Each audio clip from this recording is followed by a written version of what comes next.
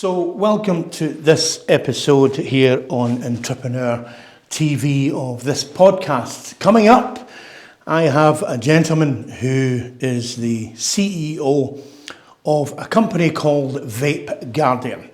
And what they do is they put vape detection units in areas like schools so that children are deterred from vaping in bathrooms and various other things. And we're going to get to know his journey in a moment.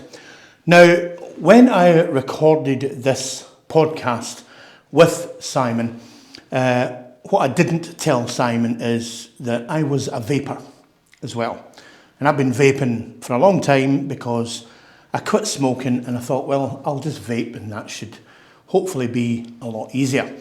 As a result of that, after Simon left the studio and returned back to his base, I then went for a CT scan. And that's come back that I have a lung disease called pulmonary fibrosis. Pulmonary fibrosis. And it's hardening of the lungs and, of course, caused by vaping. So this isn't a case of just being a deterrent of vaping. We now as well need to educate children especially of the dangers of vaping. Because like Simon says in the podcast, some parents are saying, well, you know, it's okay, at least they're not smoking. And the problem is with the vape, you've got chemicals in there, and when you press that button to get the vape, the electronic button, it ignites something in there that allows you to breathe in the smoke, to breathe it out. And there's a chemical in there, and that chemical, whatever's in there, can damage your lungs. So take it from me. Stop vaping. Don't encourage your kids to vape. And I really wish Simon the best success in his vape detection business, Vape Guardian, because I think it should be a deterrent in public places, especially schools, where children are vulnerable. So sit back and relax, get a cup of tea, and enjoy this podcast here on Entrepreneur TV.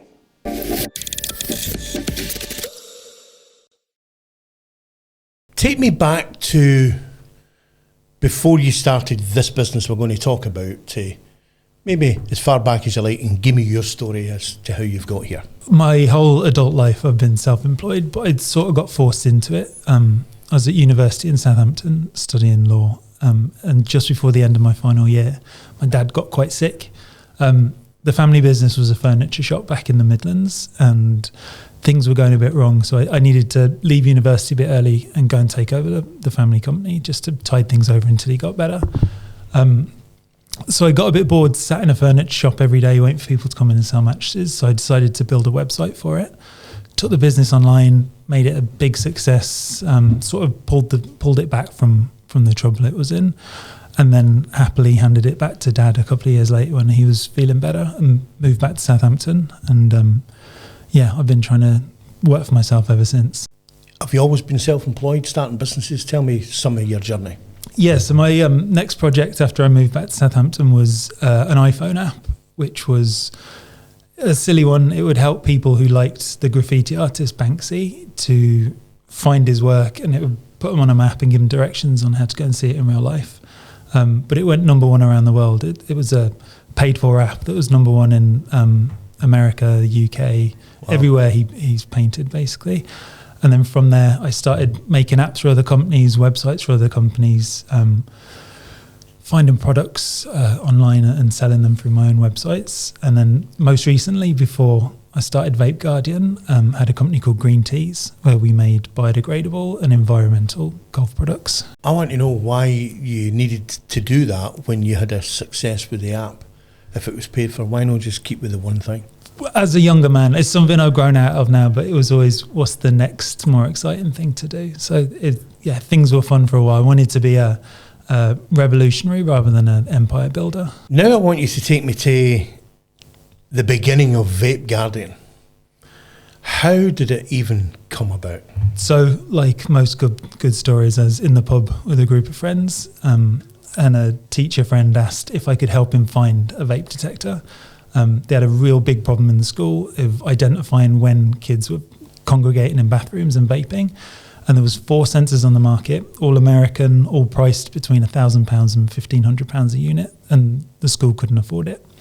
So I got a bit of a bee in my bonnet about trying to find out why they were so expensive, why there was so few, and see if I could find any others. There weren't, so I went about making my own. I employed some PhD scientists to do some independent research about what changes in the air when somebody vapes.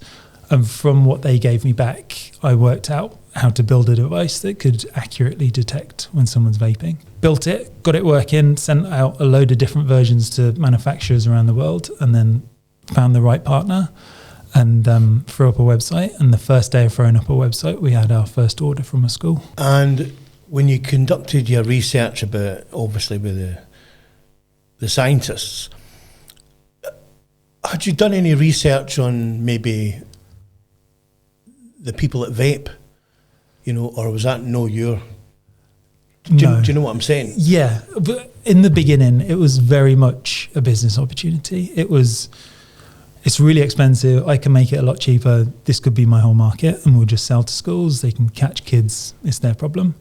But as time went on and we sold to more schools and we talked to more teachers and we talked to more parents and dealt with more students, we realised that we needed to do more than just sell a piece of hardware, and started to learn about why kids do it, how we can help stop them, how we can educate them and try and fix the whole problem rather than just pass it off to the schools. So now you've been on TV, on the BBC, you've been in lots of newspapers and magazines, and I imagine now that you've delved deep into the vape world. I notice it, and there's things that annoy me. And one of the things, as we were talking about earlier, is I see vape shops are targeting kids the way they're designed. And I know that people go, yeah, I see that as well. It's not acceptable. What's your opinion on that? I think it's all happened so quickly, is that we've been asleep on the job. Is the government, us as a society, we've let these products come into the country that are sweets flavoured and have these ridiculous names and are as cheap as confectionery. They're next to the sweets in all the shops. And then you're right, the vape shops themselves, the colouring, the styling, the branding. I think we've dropped the ball, and we're starting to realise now that something needs to be done. How big a problem is it, especially in the UK? It's universal. Every single school, it's a problem. Private school, state school. I should qualify. Every school that has kids aged 11 plus. There's the odd primary school, but luckily that's not much of an issue yet. But it's not just the UK. It is the world. But we're trying to focus on the UK because that's where we want to make a difference first. Sure.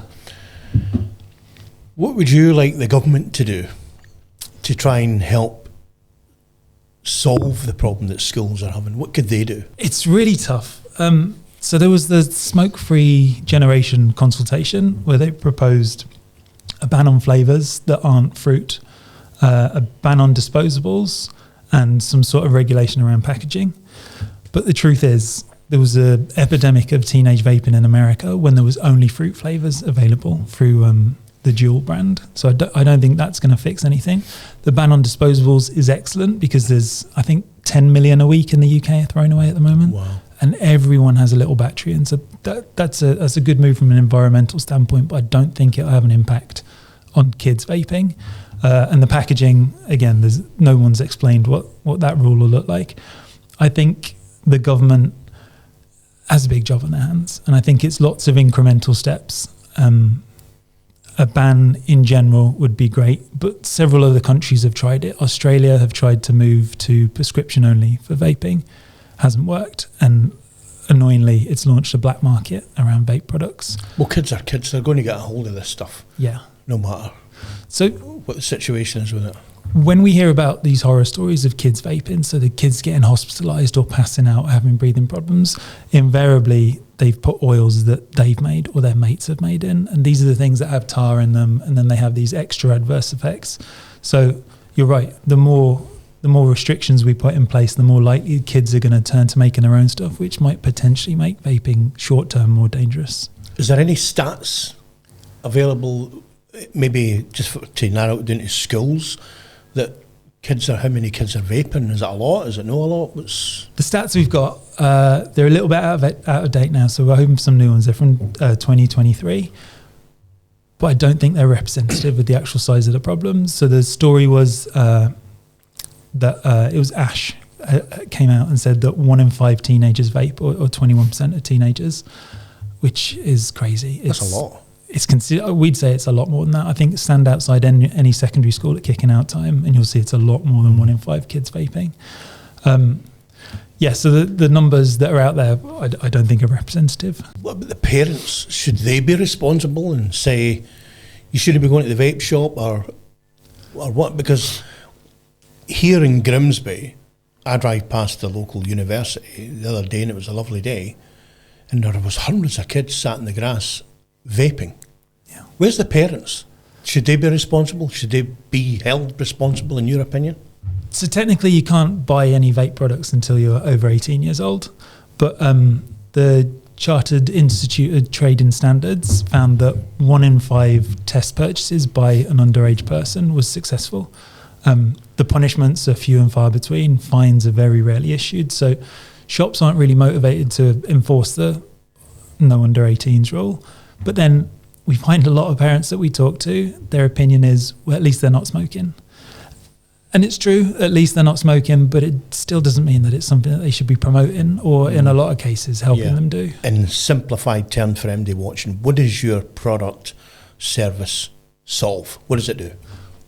Our core mission is trying to end underage vaping, and we do it through 4 things. So we've worked with the University of Southampton to create an education package which we give to schools, which teaches kids about the dangers of vaping, how they're being targeted, how best to avoid it. Our technology, which is a sensor that gets installed in difficult to police areas in schools, offices, leisure areas, and alerts staff when somebody's vaping. We've created safeguarding guidelines because the Department for Education haven't included vaping in any of their guidelines yet. So this plugs into schools' guidelines with how to help the kids who've been identified to vape.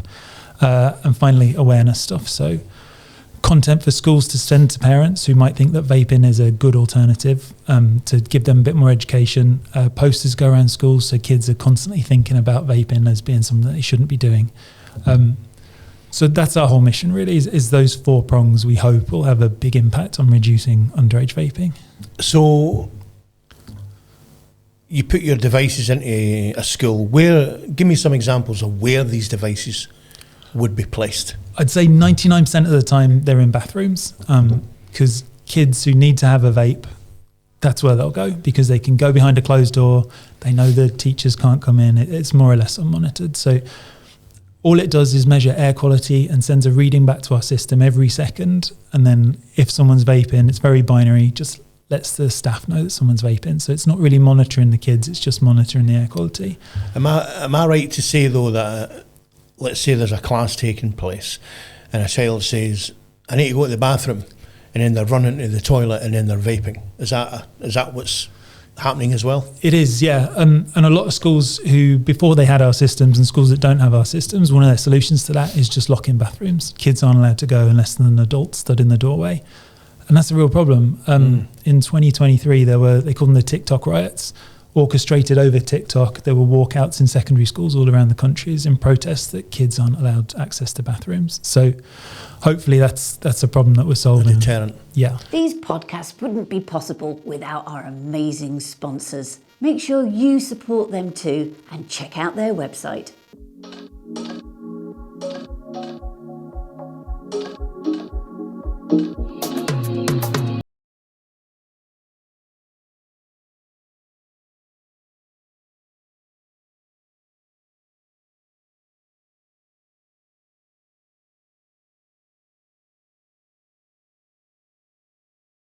That brings me on to the next question of what results are you having? What results are the schools having before and after your devices are actually fitted? So we find in the first 5 weeks after installation that vaping's reduced by around 93%. We monitor that by the amount of alerts going off in each school. Some schools it's a little bit different. Every sensor that we send out, there's wall signs which say no vaping, sensors installed. I've seen them on your website as well. Yeah. But a lot of schools choose not to put them up for the first couple of weeks. And I think they do it to just sort of catch the main perpetrators and then I guess introduce some folklore that you can be caught for vaping in the bathrooms now. And then once the signs go up within 5 weeks, it's more or less eradicated. Although every new cohort that comes into school after every school holiday, we do see spikes because the kids either a bit more addicted because they've been vaping lots over the holidays or they've just forgotten that they can be caught. So we see spikes then. Life Lab. You work with them as well. Tell me about what you're doing with them and how that's working. So they're an amazing organisation based out of the university hospital, but they're part of Southampton University. They've existed for quite a while and they create PSHE courses for schools. They came to us a while ago because they wanted some input on creating a course that could stop kids from vaping, educate kids to stop vaping.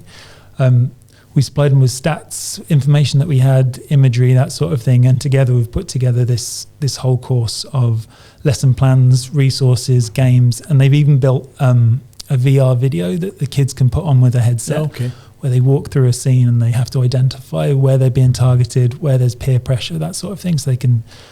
The idea is they're better equipped to not vape in the first place. You've got a 3-step plan that I've seen on your website, which is the protect, awareness, and end to vaping. Yeah. End to vaping. That's a huge... Yeah, it's a lofty goal. I don't know if we're going to take down this multi-billion-dollar industry anytime soon, but we'd love it to go back to what it's for, which was smoking cessation. We brought it in so people could get off smoking, and for that, it's great, and it's a great stepping stone back to zero. But companies like Nicorette now have introduced gum to help you get off vaping. So it's created this whole new industry, and I can't remember the exact number, but it was around 50% of vapers have never smoked before. Wow! So it's trending in the wrong direction, and we'll never get to the point where we end vaping. But if we have that goal, we're always going to be aiming high enough to make a difference, hopefully. And what you're doing as a business with these devices, I want to talk about the press now, because you're getting press, and I think one of the good things that's happened is you no longer see advertisements for cigarettes and newspapers and whatever. Are you finding the press, whether it be TV, radio, magazines, being receptive to what you're doing, you're doing it for the better end, or are they seeing it as you're just trying to promote a product and make money here? So tell me about the press side and the money side, because I know you don't charge a great deal for the installation, and I just want anybody watching, I don't want them thinking, oh, you're just doing this to make the money, because you don't actually charge a lot of money, do you? Truth is, when we started, it was to make the money, but as I mentioned, we learnt a lot along the way and realised the actual extent of this problem. The press are great because they like talking about vaping, because strangely it's an incredibly divisive subject. Whenever we do something, I'm reluctant to go to the comments sections, because there are very hardcore fans of vaping who have very aggressive opinions of why we shouldn't be doing what we're doing and we should just let the kids get on with it. But the truth is, as you mentioned, we're a lot cheaper and we've committed to stay a lot cheaper. We have no plans to increase our prices or increase our margins in any way for education, because schools' budgets are tight. They don't start the year with an anti-vaping section on their budget. They've got to pull money from somewhere to try and fix this problem. As a business, we'll make more money from the private sector, from aviation, from leisure, from offices, from hotels and so on. But our core mission of stopping underage vaping means that we'll try and keep our prices down, and hopefully the integrity of our mission and how everyone in the company talks about it and the work that we're actually doing means that the press do and hopefully will more recognise that we are cause-led before sort of commercial-led. Well, I would just like to point out to anybody watching that thinks that kids should be left to their own devices to vape, I think should be locked up in a mental institution. And I don't say that lightly. Yeah. I'm a vapor. I hate it. I don't think it's good for you. And I don't think we should be encouraging children to be vaping. I don't even think the government should be encouraging vaping shops to be opened, let alone opened like candy. So the fact that you're coming in and putting these devices in to try and deter, do you know what? Let your kid vape. But do you know what, schools?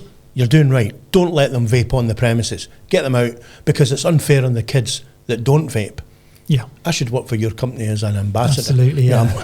But I'm saying that as a long-term ex-smoker and a vapor, and I know the dangers that these are causing, and I can see the problems that's coming. It's interesting that you mentioned the other kids, the kids who aren't vaping. That was the initial point of this. Is my friend who came to me and asked if I could help. They said the problem that they were having was kids were too scared to go to the bathrooms because of kids congregating to vape, and there was bullying from the form of peer pressure around the kids who vape to the kids who don't. So yeah, it's not just affecting the kids who do it, it's everybody around them. And the kids that are doing it, I want you to talk about the effects that vaping's having, because we do hear horror stories, but we see horror, like cigarette packets. You see somebody risking a horrible picture, but we've never seen kids on cigarette packets. Yeah. But now we're seeing kids in hospital with vapes. Do you know anything about that? And it's really difficult to find a sort of centralised place of information about the downsides of vaping. The sort of tinfoil hat version of why that might be is because there's so much money riding on the vaping industry succeeding, because smoking's dropping off a cliff, which is great news for smoking.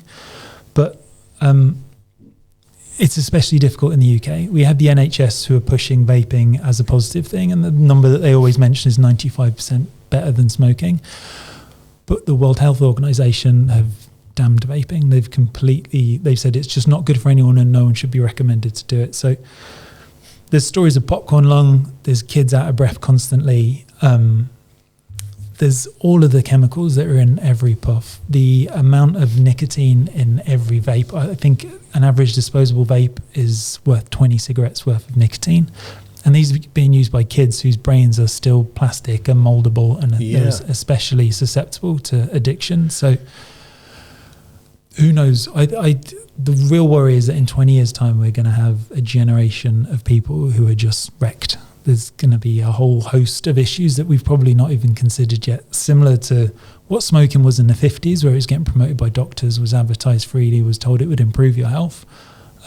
We might be looking at a similar sort of thing with vaping. Investment for the company. Yes. So you've started a business, you're getting into schools, you're getting into the press. You've just had some investment as well, haven't you? Tell us about that. Well, we're actually close to the end of the round. It's I didn't realise going into it how much of a full-time job getting an investment can be. But we've spoken to a few people. Everyone we talk to is super enthusiastic and tends to be really driven by the cause. They can buy into it. But we're close to closing a £2.5 million investment in the company, which will allow us to, one, keep things costs down, which is great.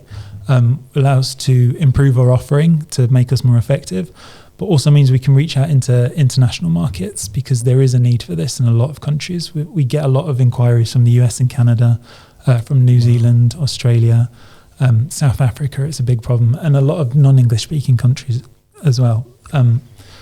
So the investment is about essentially trying to reach and help as many people as we can. Do you feel that you needed to go and get that investment? Was the company just not at a stage where it could grow, or is that, do you know what I mean? Yeah, so we've gone from from 0 to 400 schools in it took us about 18 months to get to that point. Wow.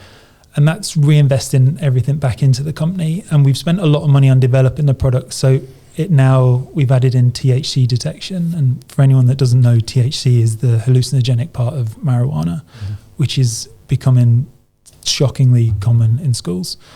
So we've developed the product to a point where it's the best on the market, and we've managed to keep the price the same, so it's the cheapest on the market at the same time. But to make that next big leap internationally, it's a huge financial investment, but also finding the right investor.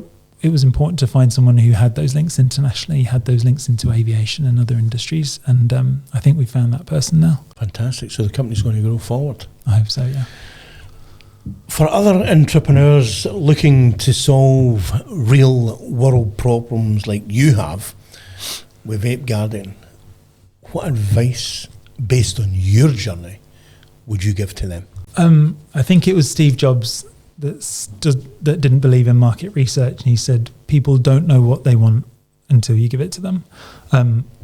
During my research process, the couple of months before we made the product, I spoke to a lot of teachers who just told me, no thanks, it's not going to work, there's no need for it, all this sort of thing. And it's because it turns out there'll be one person in each school who has to deal with that problem on a daily basis and realise the extent of it. So my advice would be that if it feels right to you, if you can see a path to making a difference, then just follow it at all costs. Don't necessarily listen to the people around you who aren't as invested as you are. Good answer. Thanks. If you could speak directly to parents and school decision makers who might be watching this or might be hesitant about implementing, your technology, what would you say to them to make them understand?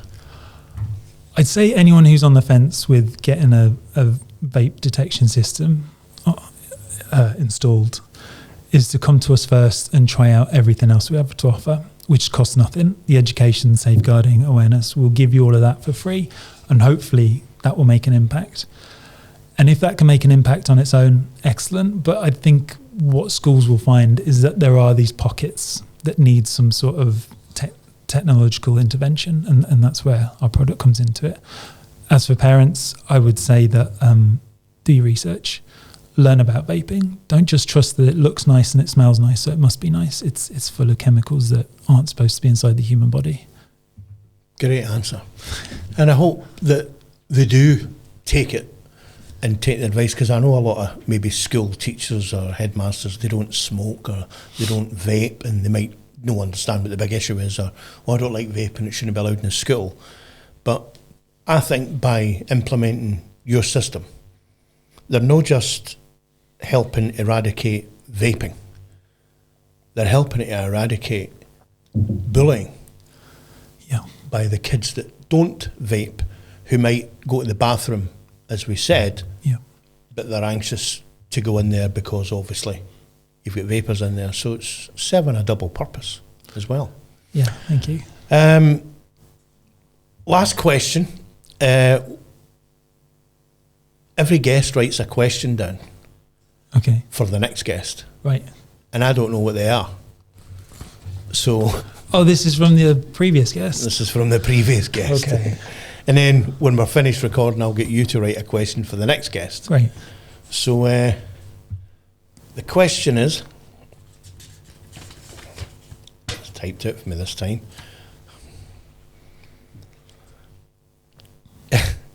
You're hosting a dinner party and you can invite 3 people, past and present. Who would they be and why? Oof. I'm going to assume dead or alive. Okay. From a business point of view, I'd love to have the Prime Minister in the room, just to give him a shake and get him to make some changes around vaping. I mentioned him earlier. I'm always been a big fan of Steve Jobs.